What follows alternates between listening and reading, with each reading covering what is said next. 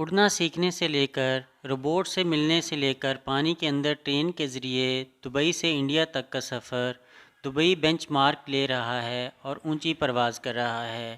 آج ہم اس ویڈیو میں جانیں گے دبئی سے انڈیا تک کا سفر، وہ بھی پانی کے ذریعے۔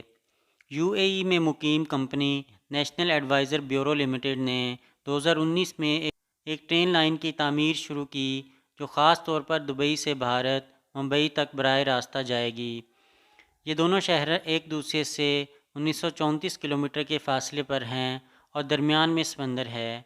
یہ ریل ان دو بڑے شہروں کو آپس میں کیسے جوڑے گی؟ این بی ایل کے مطابق زیر آب ٹرین کی تکنیک سمندر میں دو خمدار کنکریٹ کی تیرتی ٹیوبیں لگا کر چلائی جاتی ہے جو کہ اندر کسی نقصان سے بچنے کے لیے سخت ہوں گی۔ یہ ٹیوبیں استحکام کے لیے پونٹون کے ساتھ منسلک ہوں گی اور ٹرین کے آگے پیچھے گزرنے کے لیے 4 ٹیوبیں لگائی جائیں گی۔ دبئی سے ہندوستان تک پرواز کرنے میں عموماً 3 گھنٹے لگتے ہیں، لیکن ultra speed floating train 1000 kilometre فی گھنٹہ کی رفتار سے سفر کرنے میں کافی کم وقت لیتی ہے۔